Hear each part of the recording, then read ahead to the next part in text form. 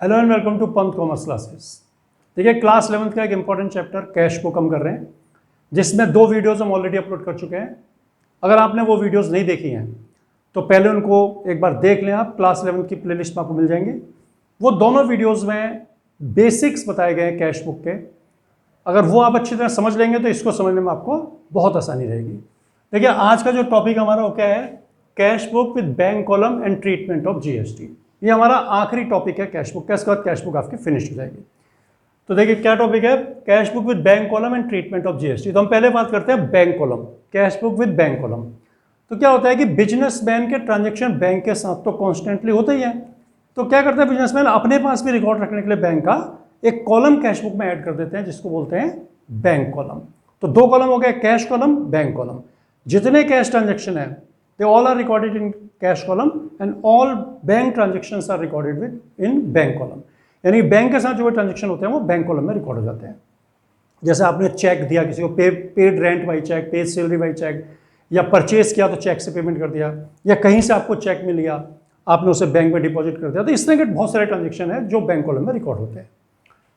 तो bank column में जो ट्रांजेक्शन रिकॉर्ड होता है तो सिंपल, आपको पता है कि क्या बैंक में डिपॉजिट हुआ, क्या निकाला। लेकिन एक ट्रांजेक्शन होता है जिसको बोलते हैं कॉन्ट्रा एंट्री।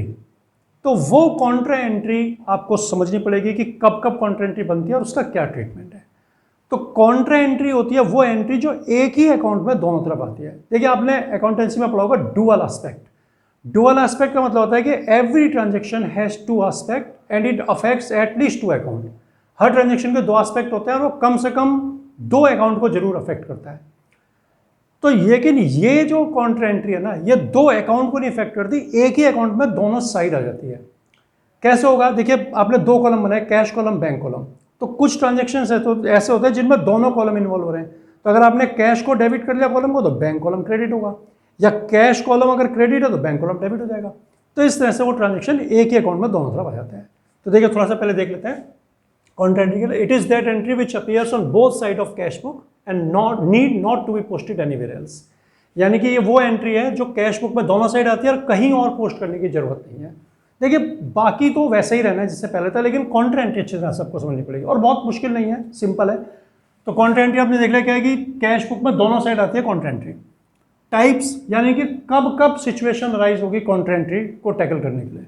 तो एक होगी कैश डिपॉजिटेड इनटू बैंक। जब आप बैंक में कैश डिपॉजिट करेंगे तो अब आप जर्नल एंट्री करके देखिए, कैश डिपॉजिटेड इनटू बैंक। तो आप नॉर्मली जर्नल एंट्री क्या करेंगे? Bank account debit to cash account, bank account debit to cash. तो अब आप दोनों कॉलम तो बना ही रहे, बैंक कॉलम भी कैश कॉलम भी। तो बैंक डेबिट हुआ, कैश क्रेडिट, तो एक ही अकाउंट में आ गई दोनों साइड।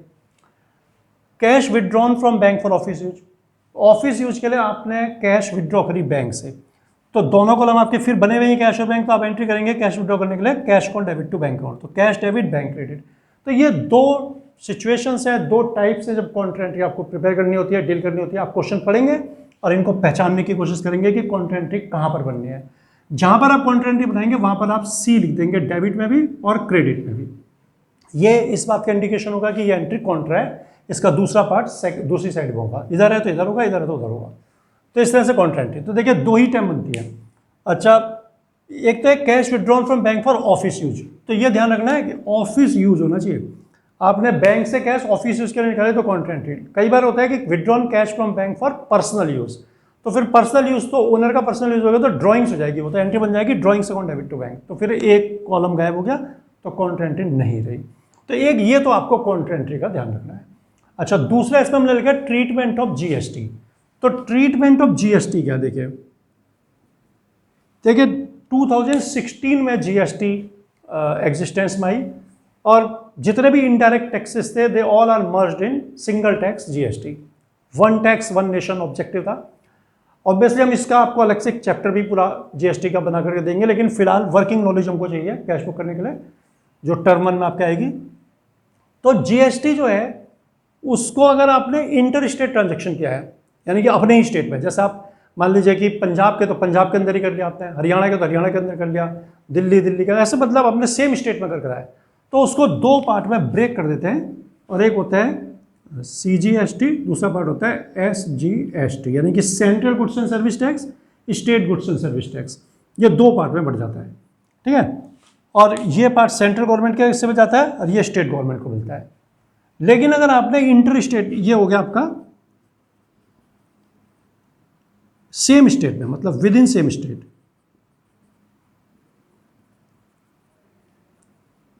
यानी कि इंट्रा स्टेट, अगर आपने अपने ही स्टेट में किया है तो उसको बोलते हैं CGST SGST में ब्रेक करना पड़ेगा आपको विद इन सेम स्टेट। लेकिन अगर आपने इंटर स्टेट किया है, यानी कि जैसे आप उत्तराखंड के हैं तो आपने हिमाचल वालों को सेल करा, इस तरह से करा या परचेज किया उनसे, तो इसको मर्ज कर देते हैं दोनों को, CGST प्लस SGST, और एक सिंगल टैक्स बनता है जिसको बोलते हैं IGST, ये बन जाएगा, यानी कि integrated goods and service tax, अगर आपने एक से दूसरे स्टेट में भेजा तो ये बात आपको पहचाननी है। ज़्यादातर इसमें ये यूज़ नहीं होगा, कैश बुक में यही वाला यूज़ होगा, CGST SGST। तो इसका ट्रीटमेंट क्या है? देखिए ट्रीटमेंट है कि जब आप गुड्स परचेज करेंगे तो परचेजेस के टाइम में आपको यूज़ करना है इनपुट CGST एंड SGST, और जब आप सेल करेंगे गुड्स को तो आपको यूज़ करना है आउटपुट CGST एंड SGST।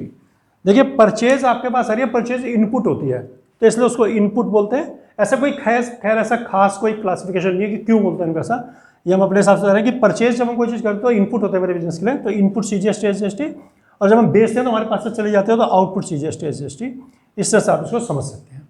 अच्छा, अब इनका ट्रीटमेंट क्या है? देखिए आपको मैं बताता हूँ कि अगर आपने गुड्स परचेज किया तो आपको क्या करना है, और अगर गुड्स सेल किया तो क्या करना है। अगर एंट्रीज आपको आ गई तो फिर तो आपको ज़्यादा दिक्कत नहीं देगा ये। Eight the time of purchase, अब कैश बुक बना रहे हैं तो हम मान के चलेंगे कैश में है, अगर क्रेडिट में होगा तो आप कैश जहाँ पर मैं लिखूँगा वहाँ पर नाम लिख देना, और बाद में जब बंदा देगा तो वो जोड़ करके पैसा उससे ले लेना। देखिए जैसे हमने एंट्री करी purchases account debit, purchase debit है तो उसके साथ जो GST वो भी डेबिट ही होगी, input CGST account debit, input SGST account debit to cash account. हम ये मान के चल रहे हैं कि कैश में है, तो मान लीजिए 10,000 की सेल है और 6% CGST, तो 600 11,200 रुपये ये आ गए, तो आप इसको कैश बुक में रिकॉर्ड कर देंगे क्रेडिट साइड में by purchase by input CGST by input SGST। अगर किसी का नाम है कि एक्स से लिया तो purchase account debit, input CGST SGST debit to X, और जब बाद में एक्स पेमेंट करेगा तो जो यहाँ पर अमाउंट टोटल है ना वो अमाउंट आपने कलेक्ट कर देना है। अच्छा, at the time of sale, जब आप सेल करेंगे तो सेल के साथ आउटपुट लगेगी, उस समय आपके पास कैश आएगी बेचने से, तो आप एंट्री करेंगे cash account debit to sales account to output CGST account to output SGST account, ये आप लिख देंगे। तो ये सारा टोटल होकर के कहाँ चला गया? सेल में चला गया, ठीक है ना, ये कैश में चलेगा सॉरी। तो जब आप रिकॉर्ड करेंगे सेल को तो आप लिखेंगे to sales account to output CGST to output SGST।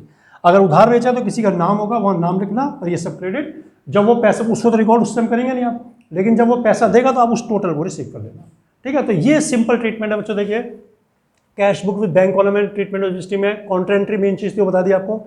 GST का ट्रीटमेंट आपको 2 टाइम पे आएगा।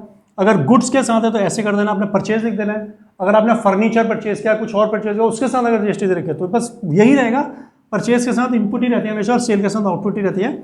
अगर गुड्स की परचेज तो परचेज, गुड्स की सेल है तो सेल लिखना है। लेकिन अगर आपने फर्नीचर खरीदा है या कोई और स्टेशनरी वगैरह खरीदा है तो उसका नाम फर्नीचर अकाउंट डेबिट टू ये कर देना है, इतना ही चेंज आएगा, बाकी चेंज आएगा। तो एक बार इसको आप वीडियो पॉज करके इसका स्क्रीनशॉट लेना चाहे स्क्रीनशॉट ले लें, नोट करना चाहे नोट कर लें, क्वेश्चन भी आपके सामने, क्वेश्चन भी आप देख लें, नोट कर लें। उसके बाद हम आपको एक क्वेश्चन करके दिखाते हैं। देखिए क्वेश्चन आपके सामने है, सॉल्व करके हम आपको दिखाते हैं। सबसे पहले ईयर दिया हुआ हो तो आपको दोनों तरफ लिखना ही होगा, 2021 और 2021, डेट सितंबर 1। अब देखिए balance of cash in hand 50,000 and at bank 60,000। Cash का बैलेंस 50,000, बैंक का बैलेंस 60,000 रुपये है। तो पहले से ही बैलेंस पड़ा है, इसका बिजनेस स्टार्ट नहीं हुआ है, बैलेंस पहले से पड़ा हुआ है, इसका मतलब बिजनेस पहले से चल रहा है। तो आपको यहाँ टू कैपिटल जो लिखते हैं तो उसके लिए लिखना होगा to balance brought down. Cash column में 50, बैंक कॉलम में 60। अच्छा, जिसमें बैंक कॉलम होता है उसमें कहीं कहीं पर आपको देते हैं कैश का तो डेबिट होगा, बैंक का कॉलम क्रेडिट दे देंगे, बैंक बैलेंस क्रेडिट या लिख देंगे ओवरड्राफ्ट। तो उस केस में आप यहाँ to balance brought down cash में लिखना, इधर कुछ नहीं लिखना, डैश कर देना है। अब बैंक का बैलेंस अगर क्रेडिट या ओवरड्राफ्ट है तो यहाँ लिख लेना बाई बैलेंस ब्रॉट डाउन और बैंक कॉलम में लिखना, यहाँ डैश कर देना, इस तरह हो जाएगा। परचेज गुड्स, 50,000 रुपये की गुड्स खरीदी, 6% CGST 6% SGST पे किया।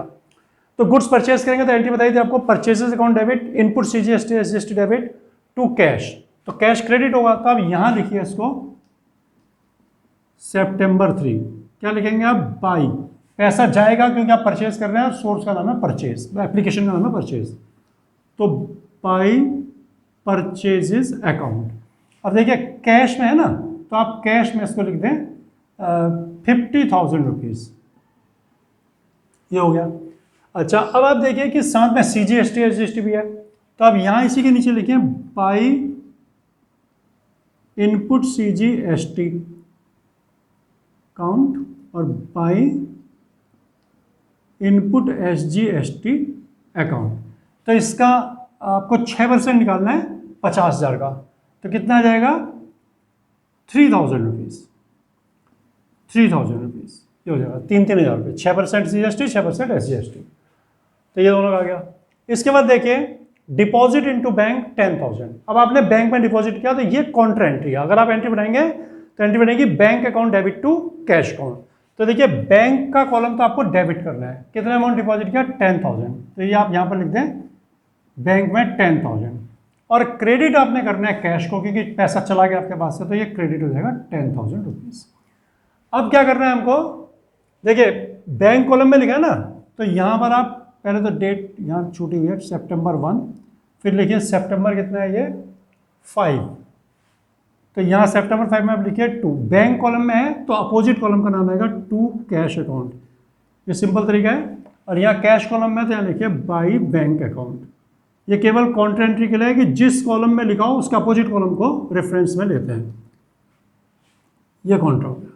अगर आप वैसे चलेंगे एंट्री के हिसाब से तो वो भी कर सकते हैं। देखिए बैंक अकाउंट डेबिट हुआ ना, तो बैंक के डेबिट में लेगा रेफरेंस टू कैश आ जाएगा, कैश के क्रेडिट में रेफरेंस बाई बैंक आ जाएगा, तो ये पहली कॉन्ट्रा एंट्री हो गई। ठीक है, सी लिख देंगे दोनों तरफ, जो कि इस बात को इंडिकेट कर रहा है कि ये एंट्री कॉन्ट्रा दोनों तरफ है। फिर है पेड रेंट बाई चेक, आपने रेंट चेक से पेमेंट किया, तो 6 तारीख यहाँ डालिए, खर्चा है, पैसा जाएगा आपके पास से, और आपका एप्लीकेशन या खर्चे का नाम है रेंट, तो आप लिखिए बाई रेंट अकाउंट। कितना रेंट पे किया है 1,000 आपने पेमेंट किया है चेक से, तो बैंक में लिख दें। रिसीव्ड कमीशन, कमीशन मिला, तो ये तो सोर्स हो गया, तो सोर्स से जब पैसा आया आपके पास तो आप यहाँ लिखें 9 टू कमीशन, सोर्स का नाम जो है आपका कमीशन है, टू कमीशन अकाउंट 3,000 आप इस कॉलम में लिख दें, तो ये हमने लिख दिया नाम सोर्स का। 12 तारीख में सोल्ड गुड्स पर 60,000 एट 6% CGST 6% SGST, 60,000 की गुड्स बेची, एंट्री बनेगी cash account debit to sales account to output CGST to output SGST। तो पैसा आ रहा है हमारे पास, सेल किया ना हमने, तो पैसा आएगा, तो एप्लीकेशन इनका इन सोर्स का नाम हो गया हमारा, पहले डेट डालो 12 तारीख सेल्स, तो सोर्स का नाम है सेल्स अकाउंट। कितने की सेल करी आपने 60,000 रुपये की, या आप कैश कॉलम में लेके, क्योंकि कोई इंडिकेशन नहीं कि चेक मिला क्या मिला, कैश माना जाएगा। और इस पर 6% CGST SGST भी है, तो इसके नीचे आपको लिखना पड़ेगा टू आउटपुट CGST अकाउंट। देखिए ये आप आउटपुट पूरा लिखना, यहाँ स्पेस कम है इसलिए लिख रहे हैं इसे, आउटपुट SGST अकाउंट। अब इसका आपको 6% निकालना है, तो 3,600 ये आपका सेल हो गया। नेक्स्ट है withdrawn from bank cash for office use, office use के लिए आपने बैंक से कैश निकाली, तो ये भी कॉन्ट्रा एंट्री है। इस पर एंट्री क्या बनेगी, cash account debit to bank account, यानी कि कैश तो डेबिट होगा, तो कैश के डेबिट में लिखना हमको, कितना निकाला पैसा हमने 8,000 रुपीज़, कैश के डेबिट में लिख दीजिए। यहाँ आप डेट डालें 15 September 15, और यहाँ पर कैश में लिख दिया तो टू बैंक, कॉन्ट्रा वर्ड यहाँ पर लिख दें। यहाँ भी आप September 15 में इस बार इसको लिखेंगे, यहाँ कैश में लिखे ना, तो यहाँ बैंक में आएगा, देखिए एंट्री बनी cash account debit to bank, तो बैंक क्रेडिट हो रहा है, तो यहाँ पर आप लिखें बाई कैश अकाउंट, और इसको आप बैंक कॉलम में डाल दें 8,000 रुपीज़, यह एंट्री भी हो गई। ठीक है, receive cheque, of which 10,000 from X. X से चेक मिला 10,000 रुपीज़ का। इसमें यह नहीं बताया कि चेक को डिपॉजिट किया या नहीं किया, ठीक है। ये देखिए 16 डेट में जो एंट्री है, receive cheque of rupees 12,000 from X, लेकिन ये नहीं बताया कि चेक डिपॉजिट हुआ कि नहीं हुआ। तो अब हमें क्या करना है कि अपने मन से नहीं मानेंगे कि डिपॉजिट हो गया। आप नीचे पढ़िए क्वेश्चन को, कहीं पर अगर इंफॉर्मेशन है कि चेक बाद में डिपॉजिट किया तो फिर उस डेट पे रिकॉर्ड करना, नहीं है तो फिर मान लेंगे कि अभी डिपॉजिट हो गया। तो आगे देखा हमने, तो ये लिखा है check receive from x deposit into bank, यानी कि बाद में डिपॉजिट किया। तो इस एंट्री को हमें अभी रिकॉर्ड करने की कोई ज़रूरत नहीं है, क्योंकि ये एंट्री क्या बनेगी जब आपको चेक मिलेगा। अब एंट्री बनाएंगे cheque in an account debit to X, तो बैंक और कैश कहीं वर्ड नहीं आ रहा, ठीक है ना। अब आप इसको छोड़ दें, अब आइए 18 में। Sold goods for 10,000 receive cheque which was deposit in bank. Goods बेचे आपने 10,000 रुपये की, चेक मिला और फॉरेन बैंक में जमा कर दिया, तो यहाँ इंडिकेशन है आपको कि चेक जमा हो गया उसी टाइम। तो ये सोर्स है, तो 18 तारीख में आप लिखें टू सेल्स अकाउंट। देखिए सोर्स का नाम था सेल, तो हमने सेल लिख दिया, और चेक था 10,000 का, तो बैंक कॉलम में आप 10,000 रुपीज़ लिख दें, ठीक हो गया। फिर 20th में check receive from x deposit into bank. अब जो एक्स से चेक मिला था वो हमने बैंक में डिपॉजिट कर दिया, लेकिन हमने यहाँ नहीं किया था, यहाँ क्या ना, तो यहाँ हमने क्या लिखा होगा, cheque in and account debit to X. तो अब हम करेंगे bank account debit to cheque in hand, तो बैंक डेबिट होगा और आपको डेट डालिए 20 और यहाँ पर लिखना पड़ेगा to cheque in hand account. कितने का चेक था, देखिए जो एक्स से मिला था आपको 12,000 का, तो इसको अब आप बैंक कॉलम में लिख देंगे cheque in hand. 25 deposit 7,000 into bank, 7,000 रुपये बैंक में डिपॉजिट किया, ये काउंटर एंट्री है, bank account debit to cash account.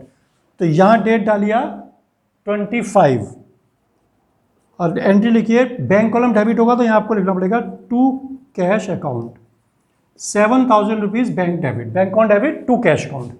यहां पर आप लिखिए 25 में कैश कॉलम में लिखना, तो यहां लिखना पड़ेगा आपको बाई बैंक अकाउंट, ये काउंटर एंट्री हो गई। और कैश कॉलम में आप लिख दें 7,000 रुपीज, ये हो गया। लास्ट है sold goods for 30,000 half of which were deposit into bank. 30,000 में गुड्स बेची, आधा पैसा कैश बैंक में जमा कर दिया। तो ये भी सोर्स है, पैसा आपको मिला है, तो आप लिखें 28, सोर्स का नाम है सेल्स टू सेल्स अकाउंट, ठीक है। 30,000 में से आधा आपने बैंक में जमा करा, यानी कि 15,000 अपने बैंक में जमा कर दिए, तो बाकी 15,000 आपके पास कैश में बच गया। तो देखिए सारी एंट्रीज हमने पोस्ट कर ली। अब हमें क्या करना है, इसका बैलेंस निकाल दो। तो देखिए अब हम इसका टोटल कर लेंगे दोनों साइड में, और उसके बाद बैलेंस निकल जाएगा। तो टोटल देखिए इसका आएगा 0 0,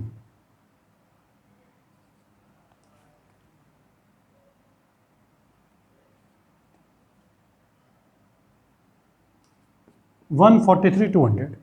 इधर का भी देख लेते हैं, 60 70 80 92 99 114, ये दोनों साइड का टोटल आ गया। इधर भी निकाल लेते हैं, 50 60 76, ये 50 60 66 सॉरी 66 और 7 73,000, 73,000 टोटल इस साइड का आया। इधर देख लीजिए 9,000। तो अब दोनों ही टोटल यहाँ के बड़े हैं, तो अब हम क्या करेंगे, इसका टोटल जो बड़ा है उसको दोनों साइड लिख लेते हैं। देखिए ये 143,200, 1,14,000, तो 143,200 और 1,14,000। इसमें से 73 लेस करेंगे हम, तो बचेगा 70,200, और इसमें से 114 लेस करेंगे तो बचेगा 1,05,000। ये हमारा आंसर आ गया। इसको अब देखिए सितंबर के बाद यहाँ अक्टूबर होता है, तो अक्टूबर 1 में आप यहाँ ला करके इसे छोड़ दें रीओपन करने के बाद।